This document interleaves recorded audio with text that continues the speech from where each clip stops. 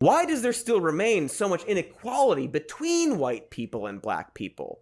Any thoughts, Ben? Because it has nothing to do with race and everything to do with culture. Now, for context. Oh, I love this part. This was the part where I super got interested because I agree. It is about culture.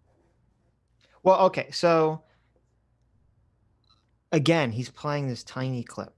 Yeah. Well, here's what's also very dishonest about this. Okay, Ben Shapiro literally just put out a video, like I don't know, like a month before this, where it's like him debunking a systemic racism video.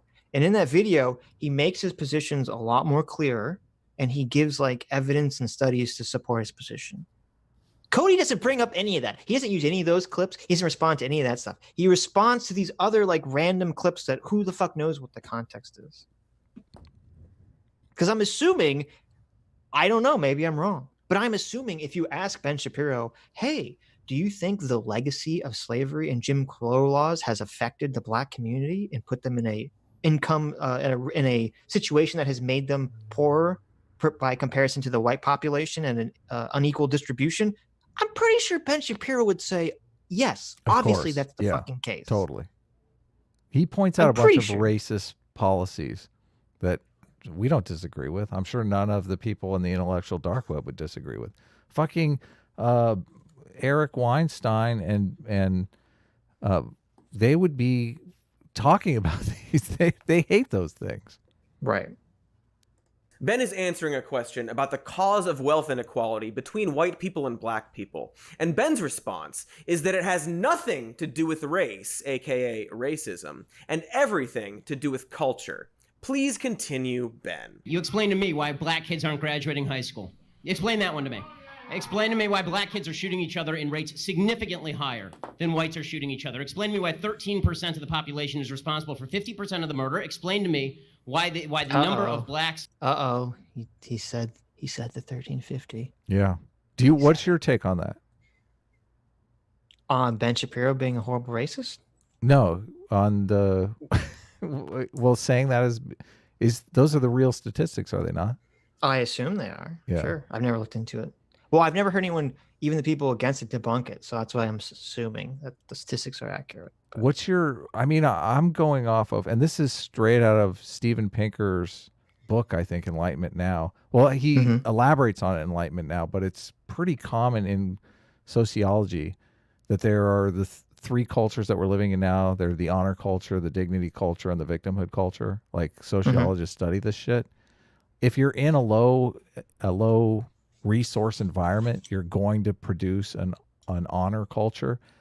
It's not related to biology. It's related to the environment. Like white people 100 years ago lived in an honor culture. Like white people have moved from an honor culture to a dignity culture, but there's a strong argument to be made that blacks who have lower resources, well, any low resource environment is going to facilitate an honor culture. And yeah, it's going to fuck you up in many ways, obviously. Yes. So, but here's the problem, and maybe Ben's making this argument. If he is, Ben is describing an honor culture. Ben is describing an honor culture here. Right. So here's the difference. Okay. So if Ben is looking at the situation saying it's not racism that's the cause of it, it's the fact that people are living in low resource environments. Okay. That's what he's saying. Correct. And then Cody's saying, no, it's racism because racism is what caused them to live in the low income resource environments. Yeah. And it's like, well, they're both true. Yes. Like you're both arguing about fucking nothing really. Yeah. Except, they aren't. Right. Except, and this is where the important part comes in.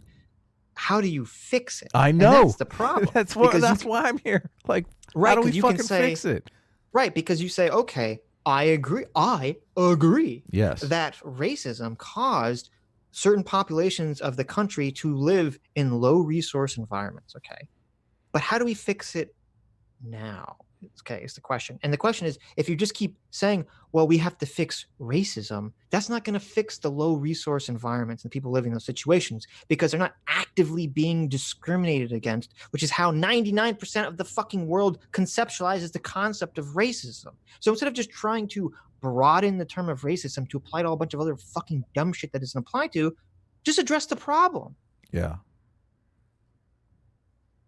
And black kids in prison, not for innocent reasons, not for walking down the street and getting pulled into a prison, is so high? Explain, if it has nothing to do with culture, explain to me why the single motherhood rate in the black community jumped from 20% to 70% in the same course of time that the civil rights movement has made such tremendous strides. Is America more racist now than it was in 1960? And if it is, please explain to me how that happened. So let's put aside the fact that graduation rates, homicide rates, and rates of single motherhood are all results of wealth inequality, and that there is tons of evidence that black people are put in jail for the same crimes as white people at significantly higher rates. But whatever, let's see this argument through.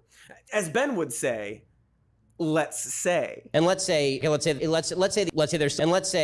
the reason black people on average have 10 times less wealth than white people is not because of the cumulative impact of systemic racism, but actually because of black culture and how it doesn't value education and is violent and doesn't have family values. By the way, all very new arguments that have never been made before and are not a part of a long legacy of those two arguments are not, they're not opposite of each other. They aren't. I know, it's tough. It's tough here. That's why this is so stupid. That's why this is so stupid, because they would probably, both sides of the issue would basically agree on this. Yeah. If they like actually just stopped and turned off the politics and turned off the tribalism and just talked about it in a rational manner. But how do you it's impossible. How do you get resource what the conservatives will always say is the thing that creates wealth is families, marriage, owning a home, those kinds of things, all the things Godey brings up later in the video. But, you're kind of in I don't know how you incentivize that kind of stuff when you're already in a low resource environment. Like how do you incentivize marriage in a low resource environment when it literally takes a certain amount of resources to get that dignity culture going? I mean, I watched this once and I kept thinking about it. It took us like 100 years to evolve from an honor culture to a dignity culture. Like the honor culture was the Wild West, and still in the Middle East, it's very much an honor culture. They have fucking honor killings and shit. The idea of a dignity culture is a wealthier culture. Like you literally have more to lose. Once you're in a dignity culture, you're less likely to resist arrest, fight back against the police. You're more likely to call your attorney. All of these things have to do with the transitioning from an honor culture to a dignity culture. There's an article that I go back and read every once in a while. It's called The Code of the Streets. It's this old Atlantic article. And the description of the black culture in that article is very much an honor culture. It's totally an honor culture. So I don't know, Cody, how do you get from an honor culture to a dignity culture? Like that's the big question. I don't see either side throwing out answers to that.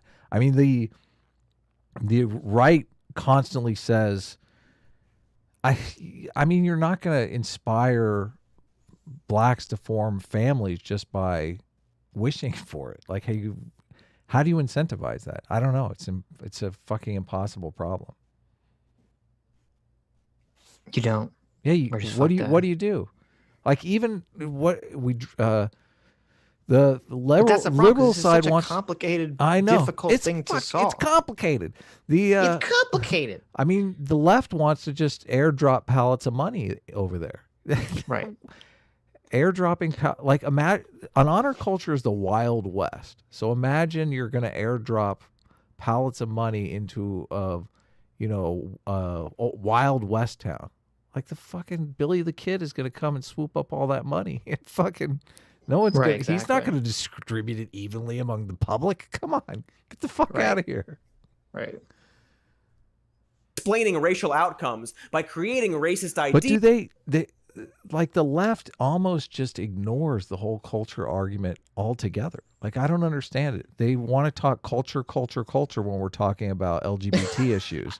Like if it's LGBT issues, we got to change the culture. It's a culture, right? Yeah, if it's white people, white culture is inherently racist and Yeah. bad and needs to be changed Right. and destroyed and dismantled. Right. Yeah, and if it has to do with gender, all the gender concepts that exist in our culture have to all be Change. destroyed and dismantled. Yeah, destroy Right. the culture. Like, but when we're talking about black culture, it's like, oh no, that's fine. Like, what the Right. fuck? Come on, guys. I mean, I don't. It's not our place to talk about the black culture. I mean, obviously. Well, and there's obviously, yeah, and you get into the same problem that you get with Brooks. Like, there's no such thing as like a unified black culture. Obviously. Totally. Just as no such thing as a unified white culture. Right. But this is why, I mean, this is why the honor culture, dignity culture, victimhood culture is so good, because it actually, it's more of a class thing, because anytime you're in a low resource environment, honor culture is going to form. Like a middle class culture is a dignity culture.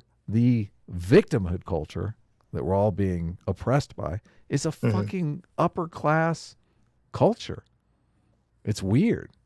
It's very weird.